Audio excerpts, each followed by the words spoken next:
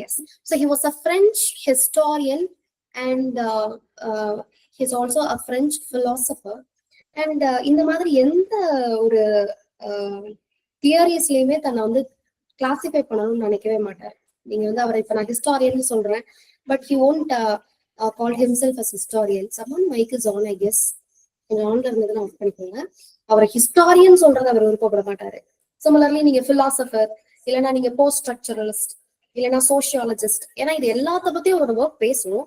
ஆனா இந்த எந்த ஃபீல்டுலயும் தான் இருக்கிற மாதிரி அசோசியேட் பண்ணிக்கவே மாட்டார். Somehow he is an original thinker, we have to say like that, right? He was student of Louis Althusser, right? And ஒரு பப்ளிக் ஃபிகரா ஹெச்ஐவி காம்ப்ளிகேஷன் வந்து இறந்து போன ஒரு ஆள் அப்படின்னா ஃபூகோ தான், பிரான்ஸ்ல. சரிங்களா? ஸோ இவர் இறந்து போனதுக்கு அப்புறம் தான் இந்த மாதிரி ஹெச்ஐவினால இந்த அளவுக்கு வந்து டெத் காம்ப்ளிகேஷன்ஸ் இருக்கு அப்படிங்கிற ஒரு அவேர்னஸ் வந்து பிரான்ஸுக்கே கிரியேட் ஆச்சு அப்படிங்கிற மாதிரி சொல்றாங்க, ரைட்? அண்ட் இவரோட லிட்ரரி ரைவல் யாரு அப்படின்னு பாத்தீங்கன்னா டெரிடா, ரைட்? நீங்க major writers associated with his time அப்படின்னா obviously Jacques Derrida and then Roland Barthes, right? Pierre Bourdieu இதுல வருவார். இந்த டைம்ல தான் அவருமே ஃபேமஸ் ஆயிட்டு இருந்தார். ஸோ இந்த ஆட்கள் எல்லாருமே வந்து they were associated with a literary magazine called Tel-Quel. I have given that name. Tel-Quel was founded in the year 1960. 1982 வரைக்கும் இந்த லிட்ரரி மேகசின்ஸ் வந்து ரன் ஆயிட்டு இருந்தது, ரைட்? இதை வந்து ஃபவுண்ட் பண்ணவங்களோட நேம் நான் கொடுத்துருக்கேன், Philippe Sollers and Jean Edern Hallier, right? And then இதுல நிறைய இம்பார்ட்டன்ட் எஸ்ஸே, ஸ்ட்ரக்சரலிசமா இருந்தாலும் சரி, டீகன்ஸ்ட்ரக்ஷன் எஸ்ஸேஸும் சரி, இந்த particular literary magazine Tel-Quel publish ஆச்சுன்னு சொல்றாங்க. உங்களுக்கு மேகசின்ஸ் வச்சு நீங்க கொஸ்டின்ஸ் எதிர்பார்க்கலாம். இதர் பிரிட்டிஷ் மேகசின்ஸ் கேட்பான், அப்படி இல்லைன்னா இந்த மாதிரி தியரி மேகசின்ஸ், அந்த மாதிரி related questions you can expect. That's why I have given this. So Roland Barthes, Michel Foucault, Derrida, they were the major contributors to this Tel-Quel literary magazine, right?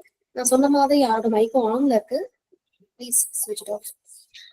பாருங்க இவரோட work death and labyrinth. இவர் வந்து குட்டி குட்டி எஸ்ஸேஸா தான் எழுதி publish பண்ணுவாரு. But இவர் எழுதின கம்ப்ளீட் புக், ஒரு புக் லென்த் ஒர்க் வந்து லிட்ரேச்சர் பேஸ் பண்ணி எழுதினாரு அப்படின்னு பாத்தீங்கன்னா அது இந்த ஒர்க் தான், death and the labyrinth, the world of Raymond. This work was published in 1963 and it was translated in English in the year 1986. Right? Hope it is clear. நிறைய சின்ன சின்ன எஸ்ஸேஸ் எழுதியிருப்பாரு. ஒரு புக் லென்த் ஒர்க் அப்படின்னா death and the labyrinth.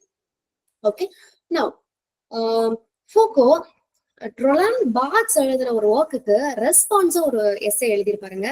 அந்த essay என்ன அப்படின்னு பாத்தீங்கன்னா what is an author, right? We know Roland Barthes wrote an important essay called The Death of the Author. அதுக்கு ரெஸ்பான்ஸா மிச்சல் ஃபூகோ எழுதின ஒர்க் தான் What is an Author. This work was published, this essay was published in 1969. Okay, so these are all little informations. நீங்க Michel Foucault படிக்கும் போது you should remember all his works in chronology and எந்த concepts எல்லாம் வந்து discuss பண்ணியிருக்காரு, what are his concepts, and you should know the definitions. சரிங்களா? உங்களுக்கு அந்த காலத்துல வந்து எப்படி கொஸ்டின்ஸ் இருந்தது அப்படின்னா, பயோ பவர் யாரோட கான்செப்ட், இது பான்ஆப்டிசிசம் யாரோட கான்செப்ட் அப்படின்னு கேட்டுட்டு இருந்தா. இப்ப அப்படி கிடையாது. அசர்ஷன் ரீசன் இல்லைன்னா ஸ்டேட்மெண்ட் 1 ஸ்டேட்மெண்ட் 2 இப்படின்னு சொல்லிட்டு உங்களுக்கு பர்டிகுலர் கான்செப்ட அவனே டெஃபினிஷன் கொடுத்துருப்பான். And you have to find out whether it is true or wrong. அவன் அதுலயே என்ன வச்சுப்பா, have a twist in that question itself. ஏதாவது ஒரு நெகட்டிவ் வேர்ட் யூஸ் பண்ணி அதுல ஒரு ட்விஸ்ட் வச்சிருப்பான். நீங்க ஒரு தடவைக்கு 2 தடவை அதை நல்லா ரீட் பண்ணிட்டு you have to underline the key points. எந்த ஒரு தியரி படிக்கும்போது, எந்த ஒரு டேர்ம்ஸ் படிக்கும் போதுமே ஒரு 2-3 கீ பாயிண்ட்ஸ் அதுல அண்டர்லைன் பண்ணி வச்சுக்கோங்க. ஸோ இந்த கீ பாயிண்ட்ஸ் வந்ததுன்னா திஸ் இஸ் ஆன்சர். ஸோ இந்த மாதிரி தான் you have to study the critical terms. By heart மட்டும் பண்ணாதீங்க, you have to use your mind. எக்ஸாம்ல நீங்க எவ்வளோக்கு எவ்வளோ உங்களோட மைண்டை நீங்க யூஸ் பண்றீங்களோ அவ்வளோக்கு எவ்வளோ உங்களுக்கு மார்க்ஸ் கிடைக்கும். அதனால ஞாபகம் வச்சுக்கோங்க, don't expect direct questions always. பாத்தீங்கன்னா ஒரு 4ல இருந்து இப்போ தியரிஸ் எடுத்துக்கிட்டீங்கன்னா உங்களுக்கு 30 கொஸ்டின்ஸ் இருக்கு அப்படின்னா ஒரு 4 கொஸ்டினோ 5 கொஸ்டினோ டிரெக்ட் கொஸ்டின்ஸ் இருக்கும். மற்றது எல்லாமே சிம்பிளா தான் இருக்கும், ஆனா அது இன்டைரக்டா கேட்பாங்க, ரைட்? ஸோ நீங்க ஒரு 2 கொஸ்டின் பேப்பர்ஸ் பார்க்கும்போது ஆட்டோமேட்டிக்கா you can have an idea, okay this is how they are taking questions அப்படிங்கிற மாதிரி ஒரு ஐடியா இருக்கும். ஸோ இப்போ நீங்க Michel Foucault, coming back to Michel Foucault, as I told you, he was an original thinker and we can't fix him in any kind of disciplinary boundaries, right? அதுக்கு எல்லாத்துக்கும் அப்பாற்பட்டவர் தான் ஆளு. சரிங்களா? He was an academic. He worked as a professor, right? And he was also friend of Pierre Bourdieu, right? And then இவரோட approaches அப்படின்னு பாத்தீங்கன்னா லிட்ரேச்சர்ல ஒரு 2 விதமான அப்ரோச்சஸ் வந்து வச்சிருப்பாரு, அவரா கிரியேட் பண்ணது. சரிங்களா? ஒண்ணு வந்து archaeological method or archaeological approach, இன்னொன்னு வந்து genealogical approach or genealogical method. Okay. And இப்போ ஃபர்ஸ்ட் ஆர்கியாலஜிக்கல் மெத்தட்னா என்ன அப்படின்னு பாக்கலாம், ரைட்? உங்களுக்கு இந்த செஷனுக்கு அப்புறம் நான் ஒரு தடவை டீச் பண்ணுவேன், and then you will also have a grounding. So listen to the concept very clearly. நீங்க ஒவ்வொரு பாயிண்ட்டுமே லிசன் பண்ணும்போது தான் புரியும், right? So archaeological method or archaeological approach அப்படிங்கிறது nothing but study of archives அப்படின்னு சொல்லுவாங்க. Okay, study of archives. இப்போ அடுத்த ஒரு கொஸ்டின் வரும், வாட் இஸ் ஆர்கைவ்ஸ் அப்படின்னு சொல்லிட்டு. So archives is a possible statement that exist at a particular time. இப்போ ஒரு எக்ஸாம்பிள் சொல்றேன், இந்த எக்ஸாம்பிள் சொன்னதுக்கு அப்புறம் மறுபடியும் அந்த ஸ்டேட்மெண்ட்டை நீங்க ரீட் பண்ணி பாருங்க, ஆர்கைவ்ஸ்னா என்ன அப்படின்னு தெரியும், ரைட்? இப்போ ஒரு பர்டிகுலர் டைம்ல பாத்தீங்கன்னா எர்த் அப்படிங்கறது வந்து ஒரு பிளாட்டான ஒரு பிளேஸ் அப்படின்னு தான் கன்சிடர் பண்ணிட்டு இருந்தோம். அதுக்கப்புறம் லேட்டரா தான் டெவலப் ஆச்சு, ரைட்? பித்தாகரஸோ கார்பினியஸோ அதுக்கப்புறம் கலீலியோ இந்த மாதிரி ஒவ்வொருத்தங்க எர்த்தோட அந்த ஸ்ட்ரக்சரை வந்து அனலைஸ் பண்ணி ஒவ்வொன்றா புதுசு புதுசா தே ஹேவ் டாட்டஸ், ரைட்? அதுக்கப்புறம் தான் ஃபைனலா ஒரு முடிவுக்கு வந்தாங்க, எர்த் வந்து பிளாட்டான சர்ஃபேஸ் கிடையாதுங்க, அது வந்து என்னது ஸ்பெரிக்கல் இன் ஷேப் அப்படிங்கிற மாதிரி கண்டுபிடிச்சாங்க. சோ பாருங்க, a possible statement that exists at a particular time. சரிங்களா? இது ஒரு மெடிவல் டைம்ல நடந்த கதை. ஒரு ஸ்டேட்மெண்ட் வச்சாங்க, எர்த் இஸ் பிளாட் அப்படிங்கிறது ஒரு ஸ்டேட்மெண்ட். இது வந்து ஒரு பர்டிகுலர் டைம்ல இருந்தது, தட் இஸ் இந்த மெடிவல் டைம். இதுதான் ஆர்கைவ்ஸ் அப்படின்னு சொல்றோம். a possible statement that exists at a particular time. So study of archives is called archaeological method. அதாவது a possible statement that exists at a particular time, that is archives. Study of archives is called archaeological method. Hope it is clear. Now, his concept discourse, right? இப்போ நீங்க discourse அப்படின்னாலே you have to associate it with Michel Foucault. Discourse அவரை பொறுத்த வரைக்கும் it has different meanings. சரிங்களா? நீங்க அவர் வந்து ஒரு 2 விதமான மீனிங்ஸ் வந்து கொடுத்திருப்பாரு டிஸ்கோர்ஸ் அப்படிங்கிறது. ஸோ 2 மீனிங் என்னன்னு பாருங்க. ஃபர்ஸ்ட் ஒன் வந்து multifaceted, right? Multifaceted or totalising understanding of a particular concept, அதுதான் டிஸ்கோர்ஸ் அப்படின்னு சொல்றேன். I'll explain. Discourse, it has 2 different meanings. One is multifaceted. Multifaceted அப்படிங்கிறதுக்கான ஒரு எக்ஸாம்பிள் நான் இங்க கொடுத்துருக்கேன் பாருங்க. Take an example. இந்த எக்ஸாம்பிள் ஃபூகோ கொடுத்தது தான். சரிங்களா? இப்போ அவர் வந்து பிளைண்ட்னஸ் அப்படிங்கறத பத்தி பேசுறாரு, ரைட்? சோ பிளைண்ட்னஸ் அப்படிங்கிறது கைண்ட் ஆஃப் டிசீஸ், ரைட்? இதை ட்ரீட் பண்ற டாக்டர் தான் நம்ம ஆப்தமாலஜிஸ்ட் அப்படின்னு சொல்றாங்க. சோ பிளைண்ட்னஸ் அப்படிங்கிறது ஒரு issue, it is a kind of disease, இது second point. And then the third point is blindness treat பண்றவங்கள ஆப்தமாலஜிஸ்ட் அப்படின்னு சொல்றாங்க. சோ இத கம்ப்ளீட்டா multifaceted understanding of the concept. Blindness அப்படிங்கறத மட்டும் வச்சு பார்க்காம பிளைண்ட்னஸ் அதுக்கான காரணம் என்ன அப்படிங்கிற அனலைஸ் பண்ற அந்த டாக்டர், அண்ட் பிளைண்ட்னஸ் அப்படிங்கிற அந்த disease, multi faceted concept it is. Together taking all this under one particular concept that is called discourse. Hope it is clear. இத வந்து தனியா பார்க்க கூடாது. Just a minute. இத மட்டும் தனியா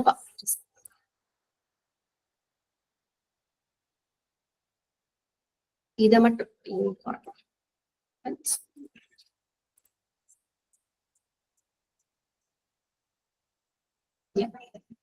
இந்த இஷ்யூவை மட்டும் தனியா பார்க்காம it is one particular concept, this is one concept, this is one concept, taking everything and then analyzing together, அதுதான் டிஸ்கோர்ஸ் அப்படின்னு சொல்லுவாங்க. Multifaceted understanding of the concept. இது வந்து ஒரு மீனிங், டிஸ்கோர்ஸ்க்கான ஒரு மீனிங். இப்போ செகண்ட் மீனிங் என்னன்னு பாருங்க. some invisible forces influence our thoughts and ideas, that is called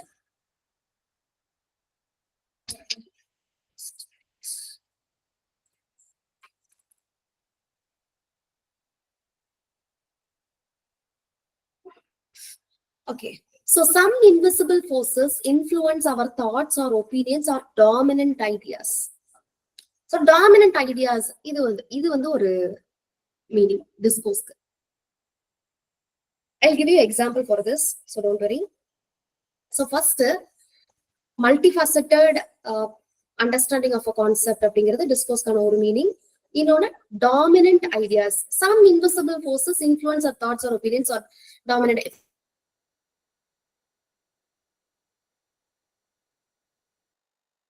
A student, right, ஒரு பர்டிகுலர் ஸ்டூடெண்ட் வந்து ஒரு டீச்சர் வந்து ஒரு பிக்னிக் போகணும் அப்படின்னு ஆசைப்படுறாங்க, ரைட், ஸ்டூடெண்ட்ஸ் எல்லாத்தையும் கூட்டிட்டு. ஸோ ஒரு 2 டெஸ்டினேஷன் வந்து ஃபிக்ஸ் பண்றாங்க. ஸோ இந்த டெஸ்டினேஷன்ல எந்த டெஸ்டினேஷன் போகலாம் அப்படின்னு சொல்லிட்டு நம்ம கிளாஸ்ல கேட்கும் போது ஒரு செட் ஆஃப் பீப்புள் வந்து இல்லைங்க முன்னாள் போகலாம் அப்படின்னு சொல்லுவாங்க.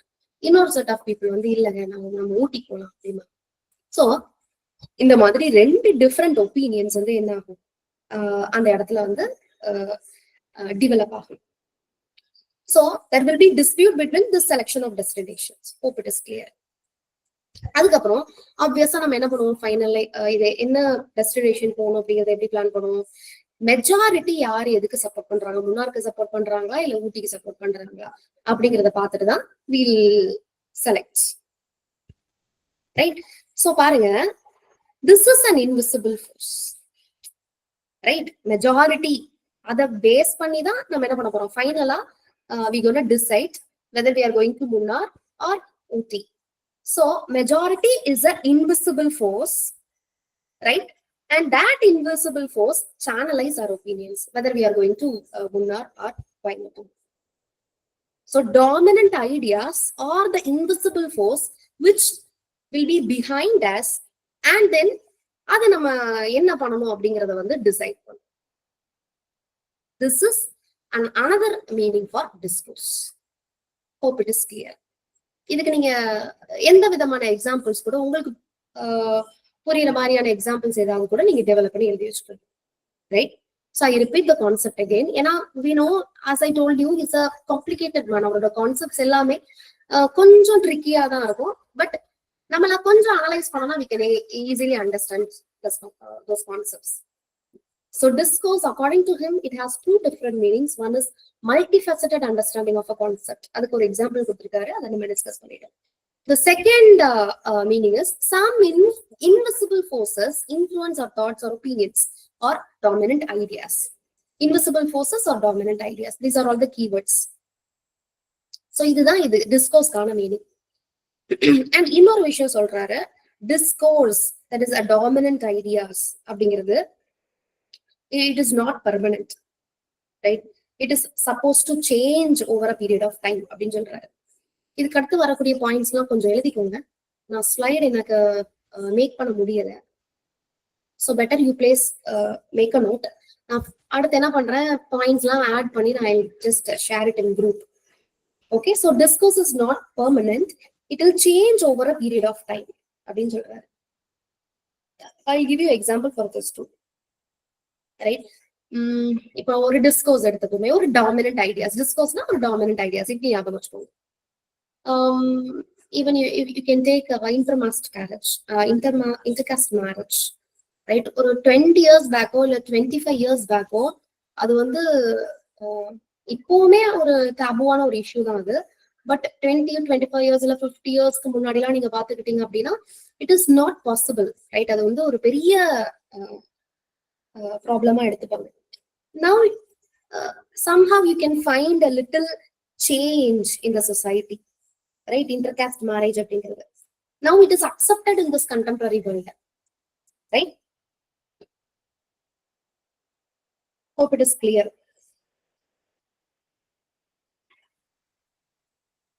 This is what discourse, which is not permanent. Over the period of time it will change. Some dominant ideas will be present in one particular time. Over the time it will change. So discourse அப்படிங்கிறது it is not permanent. இப்ப நீங்க LGBTQ எடுத்துக்கோங்களேன், transgenders ஒரு particular டைம்ல they were not accepted by the society. But now even family people கூட என்ன பண்ண ஆரம்பிக்கிறாங்க, அக்செப்ட் பண்ண ஆரம்பிக்கிறாங்க. So discourse can change. இததான் ஆள் என்னன்னு சொல்வாரு, எபிஸ்டீம் அப்படின்னு சொல்வாரு. எபிஸ்டீம் அப்படிங்கிறது a discourse which exists at a particular historical period. That is what episteme. I repeat, a discourse that exists at a particular historical period. That is called episteme. Please make a note. Discourse exists at a particular historical period. That is called episteme.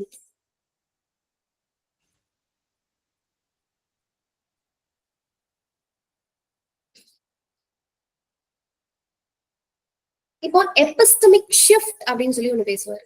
epistemic shift. இப்ப நான் சொன்னேன் பாத்தீங்களா, LGBTQ அப்படின்னு சொல்லிட்டு. That is epistemic shift or epistemic change.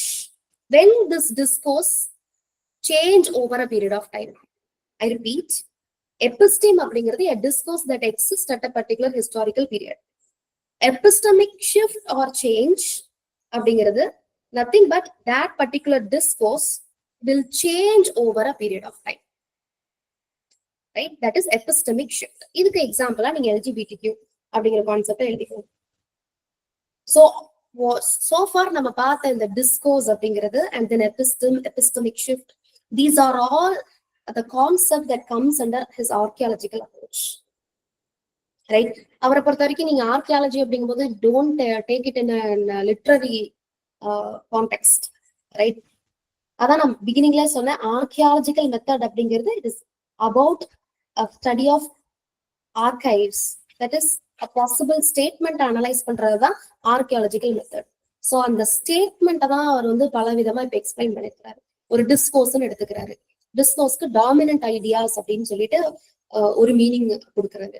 So அந்த dominant ஐடியாஸ்ங்கிறது இன்விசிபிளா மறைமுகமா நம்மள அதை என்ன பண்ணிட்டே இருக்கும், பின்னாடி இருந்து it has a power. Right? It will channelise our thoughts, it will channelize our opinions. That is what discourse. Right? That is what dominant ideas, that is what discourse. Right? So the discourse will change. It is not permanent. It will change over a period of time. So a discourse which change over a period of time, that is called episteme. That is what I have written here. Then what is epistemic shift?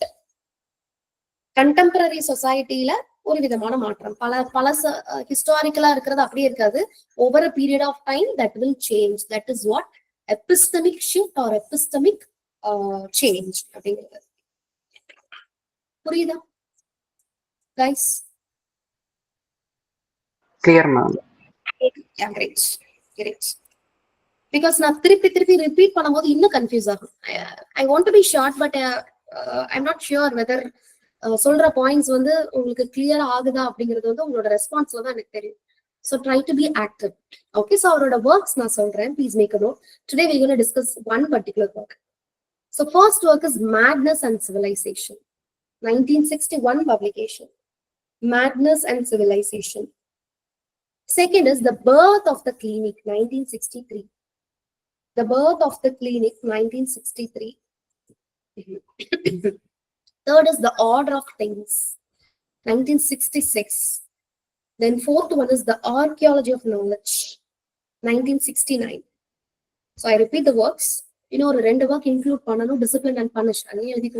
Discipline and Punish, 1975. 1975. History of Sexuality. History of Sexuality next. I repeat, Madness and Civilization, The Birth of the Clinic, The Order of Things, The Archaeology of Knowledge, Discipline and Punish, the History of Sexuality. Right? Discipline and Punish, 1975. Now, Madness and Civilization, we'll discuss this work. Madness and Civilization, எந்த வருஷம் சொல்லிருந்தேன்? 1961. Good. Yeah, good. 1961. You know, Michel Foucault, he himself spent some of his years in asylum. Right? கொஞ்ச நாள் மேட்னஸால பாதிக்கப்பட்டதா சொல்றாரு. So அந்த influence all மனுஷனுக்குள்ள இருந்திருக்கு. சரிங்களா? சோ அதை பேஸா வச்சுதான் அவர் மேட்னஸ் அண்ட் சிவிலைசேஷன் அப்படிங்கிற ஒர்க் எழுதுறாரு. இதுல மேட்னஸ் பார்த்து ஒரு 3 விதமான ஆட்டிடியூட் அவருக்கு இருக்கு. So he has 3 different attitudes towards madness. அதுவும் sorry, it is not him, complete European people. சரிங்களா, அவரை மட்டும் நம்ம பாயிண்டா சொல்ல முடியாது. அவரும் ஒரு ஆள் தான். கம்ப்ளீட் யூரோப்பியன் கண்ட்ரியவே நீங்க எடுத்துக்கோங்க. ஸோ ஹோல் யூரோப்பியன் பீப்புளுக்குமே மேட்னஸ் அப்படிங்கிற அந்த கான்செப்ட் மேல ஒரு 3 டிஃப்ரெண்ட் ஆட்டிடியூட்ஸ் இருந்திருக்கு ஓவர் த டைம். சரிங்களா, இதுதான் நான் ஆர்கியாலஜிக்கல் மெத்தட் அப்படின்னு சொன்னேன். Right. So I last questions. Okay, கொஞ்சம் கிளியரா நீங்க ஆன்சர் பண்ணிட்டீங்கன்னா I'll go ahead. What is episteme? Knowledge in a particular period. Knowledge That's a particular period. because that exists at a particular time. A discourse in the particular time. Knowledge. Yeah, good. Yeah, good. Can you give one example for a epistemic shift? Epistemic shift. Intercaste marriage. LGBT. Yeah, good. Yeah, good. Okay. So what is archives? A possible statement Okay. that Possible exists in a statement particular in- time. Yeah, very good. Possible statement that exists in particular time. Okay. Discourse-க்கு இவர் ஒரு 2 different meanings கொடுக்குறாரு பாத்தீங்களா? Can you tell me that? One is ரொம்ப ஷார்ட்டா சொல்லுங்க. Multi-faced. Multifaceted and Multifaceted omnipresent, yes. ஒன்னு multifaceted. Some individuals also. Dominant class. Yeah. Yeah, very good. One is multifaceted and another one is dominant ideas. Good. So hope it is clear. So what are the 2 different methods he proposed? Archaeological method and geological. Yeah, one is archaeological Archaeological and geological. Yeah, and next one is geological. So far நம்ம பார்த்தது எல்லாமே archaeological method. சரிங்களா, நம்ம madness and சிவிலைசேஷன்ல அவரோட approach வந்து archaeological method தான். சரிங்களா, archaeological approach தான். So now 3 different attitudes to madness அப்படின்னு பார்த்தோம், whole Europeans. So அதுல first attitude classical timeல எப்படி இருந்தது அப்படின்னு பாருங்க. Classical time, please make a note. Classical timeல people actually mad people வந்து அந்த கிராமத்துல எல்லாம் ஆக்சுவலா சொல்லுவாங்க இல்லையா, அதாவது சாமி வந்துருச்சு அப்படின்னு சொல்லிட்டு, அதாவது ஒரு கொட்டு சத்தம் மேல சத்தம் திருவிழால கேட்டாங்கன்னா உடனே என்ன பண்ண ஆரம்பிச்சிருவாங்க, மதம் பிடிச்ச மாதிரி டிகுன்னு ஆட ஆரம்பிச்சிருவாங்க. ரைட். இது வந்து அவங்களுக்குள்ள ஒரு நம்பிக்கை. ரைட். ஏன்னா over the time, over the period of years இதைதான் பிலீவ் பண்றாங்க. ஸோ இந்த நம்பிக்கை அவங்களுக்கு இருந்தது. இதை நம்ம சூப்பர்ஸ்டிஷியஸ் அப்படின்னு சொல்லுவோம். இதே மாதிரிதான் யூரோப்ல பாத்தீங்கன்னா கிளாசிக்கல் பீரியட்ல ரைட் மேட் பீப்புளை வர்ஷிப் பண்ணாங்க. கிட்டத்தட்ட ஒரு டிவினிட்டியா பார்த்தாங்க. ரைட். ஏன் அப்படின்னு பாத்தீங்கன்னா அவங்க நார்மல் பீப்புள் மாதிரி இருக்க மாட்டாங்க. ரைட். அவங்களோட பேச்சு நடவடிக்கை எல்லாமே வித்தியாசமா இருக்கும். சோ அப்ப அவங்களை பொறுத்த வரைக்கும் அந்த டைம்ல உள்ள பீப்புள் என்ன பிலீவ் பண்ணாங்க அப்படின்னா, ஓஹோ ஏதோ ஒரு டிவினிட்டி வந்து அவங்கள பொசஸ் பண்ணிருச்சு. ரைட். சோ அப்போ தேவர் டிவைன் அப்படிங்கிற மாதிரி திங்க் பண்ணாங்க. ஸோ கிளாசிக்கல் டைம்ல வந்து மேட் பீப்புளை வர்ஷிப் பண்ணாங்க. இது வந்து ஒரு அப்ரோச். சரிங்களா, இது வந்து ஒரு ஆட்டிடியூட். கிளாசிக்கல் பீரியட்ல மேட் பீப்புளை பார்த்தீங்கன்னா ஒரு ஆட்டிடியூட். அடுத்து அப்படியே நீங்க 17th century 18th century probably 17th century last, that is what we'll call it as age of enlightenment or age of reason. படிச்சிருக்கோம் இல்லையா, age of reason, age of enlightenment அப்படின்னு சொல்லிட்டு. ஸோ இந்த டைம்ல மேட்னஸ் அப்படிங்கிறது ஒரு கிரிமினல் பிஹேவியரா consider பண்ணாங்க. ரைட். ஸோ பாருங்க, இததான் அவர் என்ன சொன்னாரு, எபிஸ்டமிக் ஷிஃப்ட் அப்படின்னு சொல்றாரு. கிளாசிக்கல் பீரியட்ல மேட் பீப்புளை தெய்வமா பார்த்தாங்க. அப்படியே 17th centuryல பாருங்க என்ன நடக்குதுன்ட்டு. there was an epistemic shift. The same mad people now they were considered as criminals. So என்ன பண்றாங்க அப்படின்னா, they were penalized, they were kept in prison. மத்த கிரிமினல்ஸோட யாரும் இருக்கணும், பைத்தியக்காரங்களும் அதே பிரிசன்ல இருக்க வேண்டிய சிச்சுவேஷன். இது வந்து என்லைட்டன்மெண்ட் பீரியட்ல நடக்கும். This is a second attitude you can find. Right. They were considered as criminals. Then the third attitude, அது எப்போ இருந்தது அப்படின்னு பாத்தீங்கன்னா 18th and 19th centuryல you can find the third attitude of towards mad people. They consider madness as a disease. Clear. Third attitude தான் madness அப்படிங்கிறது ஒரு டிசீஸா consider பண்ணப்பட்டுச்சு. It is a mental disorder and they come to a conclusion that this mental disorder needs treatments. Clear. So this is the third attitudes towards madness. இதுக்கப்புறம் தான் உலகம் ஃபுல்லா asylum அப்படிங்கிறது popular ஆக ஆரம்பிச்சது. மேட் பீப்புளை ட்ரீட் பண்ற இடம் அப்படிங்கிறது. பொதுவா நீங்க வந்து சாரி யூரோப்பியன் பீப்புள் சாதாரணமா மேட் பீப்புள் அப்படிங்கிறவங்க வந்து வித்தியாசமா பேசுறவங்க and at the same time பிஹேவியரும் டிஃப்ரெண்டா இருக்கும். ஸோ அவங்களதான் பைத்தியக்காரங்க அப்படின்னு சொல்லிட்டு பிக்ஸ் பண்ண மாட்டாங்க. பூக்கோ சொல்றாரு எந்த மாதிரி பீப்புளை மேட் அப்படின்னு கன்சிடர் பண்ணாங்க அப்படின்னா, ஒரு certain norms and rules conventions எல்லாம் இருக்கும். அதை அப்போஸ் பண்றவங்களையும் என்னன்னு ஆக்கிடுவாங்க, பைத்தியக்காரங்களா ஆக்கிடுவாங்க. ஃபார் எக்ஸாம்பிள் இப்போ பெரியார் இருக்காரு, ரைட்? அவர் வந்து கடவுளே இல்லைன்னு சொன்னாரு. அப்ப எல்லாரும் என்னன்னு பார்த்தாங்க, அவரை பைத்தியக்காரங்க தான் பார்த்தாங்க. ஏன்னா that is rules, that is norms. கடவுள் இருக்கிறாரு அப்படின்னு அவ்வளோ பிலீவ் பண்ணிட்டு இருந்த சொசைட்டிக்கு அப்படியே அப்போஸா ஒரு ஸ்டேட்மெண்ட் அவரை கொண்டு வரும்போது ஊரே அவரை பத்தி என்னதான் பண்ணுச்சு, சிரிக்கதான் செஞ்சுச்சு, பைத்தியக்காரன் அப்படின்னு சொல்லிட்டு சொல்லதான் செஞ்சாரு, ரைட்? அப்போ பாருங்க, மக்கள் மத்தியில இந்த இடத்துல யாரு பைத்தியக்காரங்க? This is also Foucault says, right? It is not about only with the behavior. சரிங்களா? ஒரு மேன் சோஷியல் நார்ம்ஸ்க்கு எகெயின்ஸ்டா போனாலும் he is considered mad. அது எந்த டைம்ல? this modern time, 18th 19th century, இந்த மாடர்ன் டைம்ல தான் அதுவும் பேசப்பட்டது. ஈவன் நீங்க இதுக்கு சம்மந்தம் இல்லாத டாபிக் தான். நீங்க சொசைட்டியோ இல்ல போலீஸையோ இல்லைன்னா நீங்க அதுக்கு மேல உள்ள பவரையோ நீங்க கொஸ்டின் பண்ணும்போது ஆப்வியஸா என்ன பண்ணிடுவாங்க, உங்களை டெரரிஸ்ட்னு தூக்கி உள்ள போட்டுருவாங்க, இல்ல நக்சலைட்னு தூக்கி உள்ள போட்டுருவாங்க. அதுவும் ரொம்பவே common, right? Please read walking with comrades. யாரோட walking with comrades? Arundhati Roy. You know that ஒரு யூனிவர்சிட்டியில இருந்து ஒரு யூனிவர்சிட்டி நம்ம எம்எஸ் யூனிவர்சிட்டி தான், அதுல என்ன பண்ணிட்டாங்க, வாக்கிங் வித் காம்ரேட்ஸ் ரிமூவ் பண்ணுவோம். ஃபர்தரா அதுக்கப்புறம் இப்ப லேட்டரா மறுபடியும் ஆட் பண்ணிருக்காங்க, ரைட்? ஏன்னா அந்த மாதிரி ஒரு கான்ட்ரவர்சியலான ஒரு டாபிக் வந்து அந்த அம்மா பேசியிருப்பாங்க. Arundhati Roy such a bold writing you can find in Walking with Comrades. So இதே மாதிரி தாங்க, சொசைட்டிக்கு அகேன்ஸ்டா நீங்க பேசும்போது ஒண்ணு நீங்க டெரரிஸ்ட் இல்லைன்னா நக்சலைட், அப்படி இல்லைன்னா நீங்க பைத்தியக்காரங்க. இதுதான் ஃபூகோ பேசுறாரு. There is always a power behind us. சரிங்களா? அந்த பவர் வந்து என்ன பண்ணும், எப்படினாலும் உங்களை வந்து ட்விஸ்ட் பண்ணிடும். ஸோ பவர் ரிலேஷன்ஷிப், இதுதாங்க அவர் பேசுறது கான்செப்டே. கம்ப்ளீட்டா நாலேஜ் அண்ட் பவர் ரிலேஷன்ஷிப்ஸ், இதுதான். இதை சுத்தி தான் அவரோட கான்செப்ட்ஸ் எல்லாமே இருக்கும்.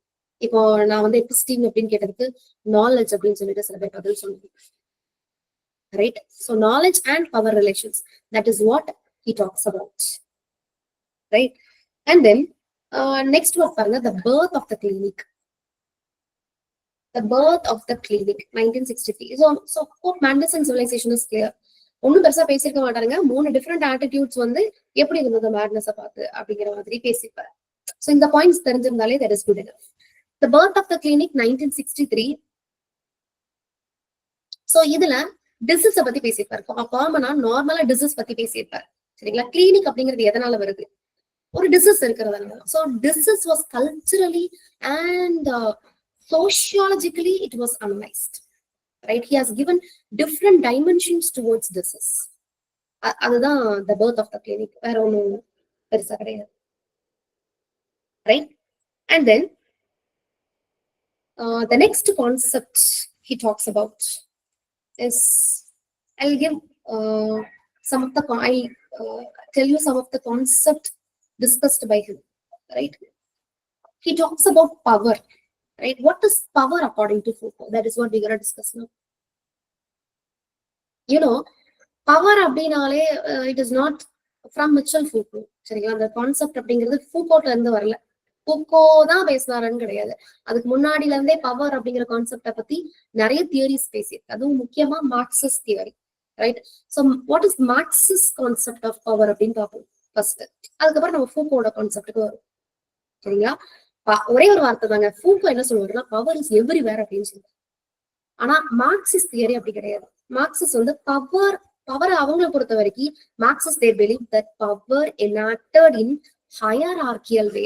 Please note down the keyword hierarchical way. You know what is meant by hierarchy? From top to bottom, right? From top to bottom. If monarch is there, king இருக்காரு அப்படின்னா king, அதுக்கு கீழே மினிஸ்ட்ரி, அதுக்கு கீழே people. So இதுதான் hierarchy அப்படிங்கிறது. So Marxist people என்ன believe பண்றாங்க, பவர் அப்படிங்கிறது இந்த மாதிரி தான் ஃப்ளோ ஆகும், ஃப்ரம் டாப் டு பாட்டம் அப்படிங்கிறது தான் ஃப்ளோ ஆகும். இதுதான் மார்க்சிஸ்ட் பிலாசபி. அதுக்கு வந்து அவர் ஒரு எக்ஸாம்பிள் கொடுத்திருப்பாரு. ஃபூக்கோ பேசுறாரு பவரை பத்தி. அவர் என்ன சொல்லுவாரு அப்படின்னா, பிரமிட் ஷேப்பை வந்து எக்ஸாம்பிளா சொல்லி பேசுவார். Right, you can ping in Wikipedia நீங்க பாத்தீங்கன்னா அவரோட ஐடியாஸ் எல்லாம் வந்து பக்கம் பக்கமா பேசியிருப்பாங்க. ரைட், இதெல்லாமே டிஸ்கஸ் பண்ணிருப்பாங்க அதுல.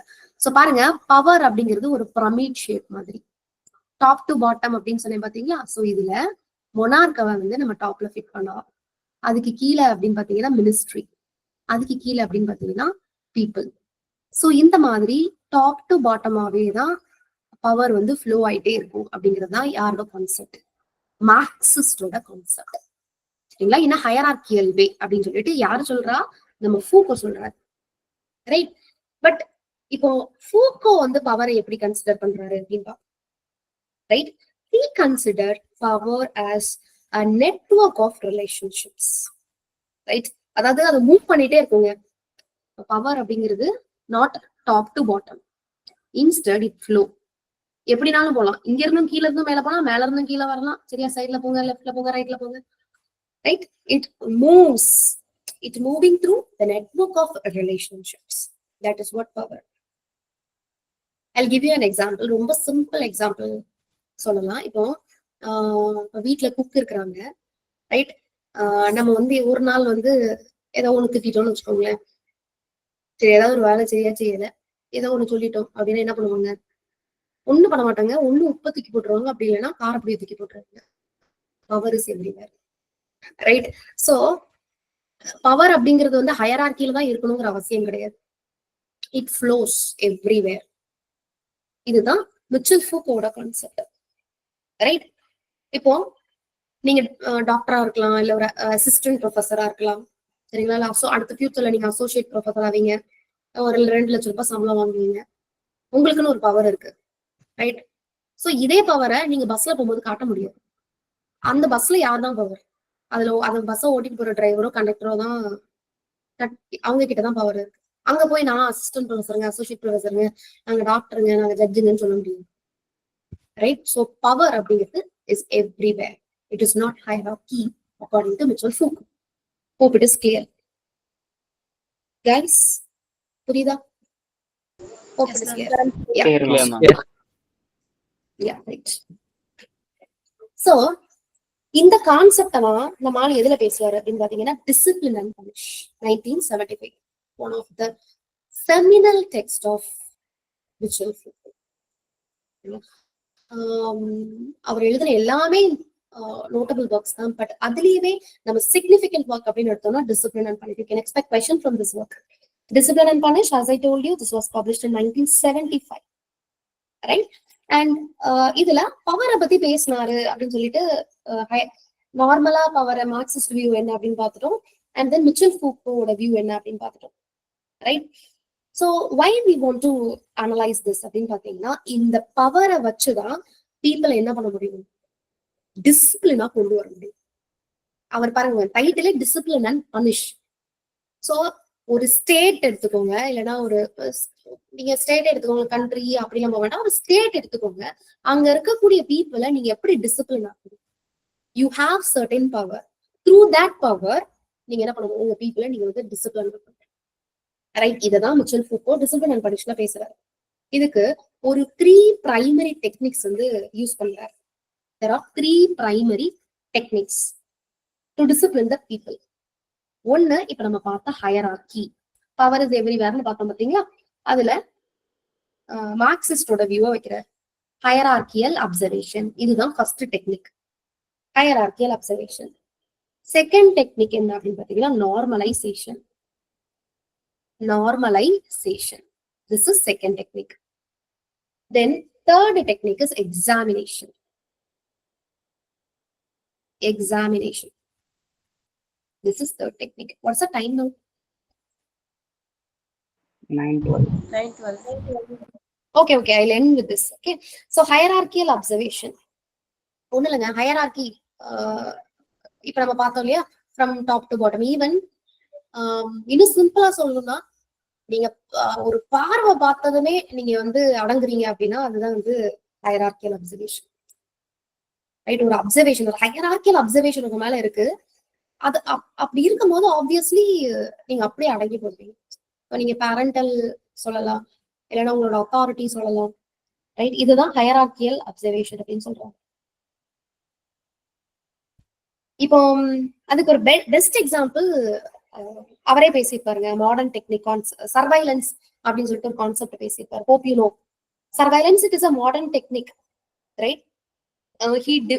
He developed this idea from Bentham's concept. What is that? Surveillance.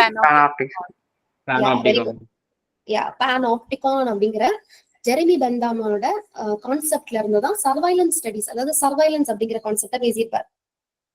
We know actually Panopticon is a mythical character, Greek mythical character. அந்த Panopticon அப்படிங்கிறவங்க அவங்களுக்கு கிட்டத்தட்ட 1000 ஐஸ் இருக்கு, ரைட்? ஸோ இந்த Panopticon ஜெரமி பெந்தம் என்ன சொல்லியிருப்பாரு அப்படின்னு பாத்தீங்கன்னா ஒரு சர்க்குலர் ஷேப்ல இருக்கும், ரைட்? அப்போ பிரிசனர்ஸ் எல்லாம் இருப்பாங்க. மேல பாத்தீங்கன்னா ஒரு டார் மாதிரி இருக்கும். ஸோ அதுல வந்து ஒரு ஆள் இருந்துட்டே இருப்பார். அதுதான் சர்வைலன்ஸ். அவங்க ஈவன் அவர் வந்து தூங்கினாலும் மற்ற பிரிசன்ல இருக்கக்கூடிய ஆட்கள் எல்லாருமே என்னதான் திங்க் பண்ணிட்டு இருப்பாங்க, there was a person who is watching us, right? அப்போ ஆப்வியஸா அந்த அவங்களுக்கு கொடுத்த வேலையை மட்டும்தான் பார்ப்பாங்களே தவிர்த்து மற்ற எந்த வேலையும் பார்ப்பாங்க. ஸோ சர்வைலன்ஸ் மூலமா டிசிப்ளினை பிரிசன்ல மெயின்டைன் பண்ற கான்செப்ட் தான் பானாப்டிகன் அப்படின்னு சொல்லுவாங்க. இதுல இருந்துதான் நம்ம ஆளு ஃபூக்கோ என்ன பண்றாரு, பானாப்டிசிசம் அப்படிங்கிற கான்செப்ட் வச்சு பேசுறாரு. So this is an effective way to control the people. This is what surveillance concept. So the panopticon அப்படிங்கிற கான்செப்ட்ல இருந்துதான் இந்த சர்வைலன்ஸ் பத்தி நம்ம ஆள் வந்து பேசுறாரு, right? Okay, this is enough. Hierarchical normalization and then examination. இது வந்து ஃபர்தரா நான் வந்து நீட்டா உங்களுக்கு பிரசன்டேஷன் போட்டுட்டு I will teach. Then it will be very clear. Okay guys, it's almost time. Thank you. See you next class. Thank you, ma'am.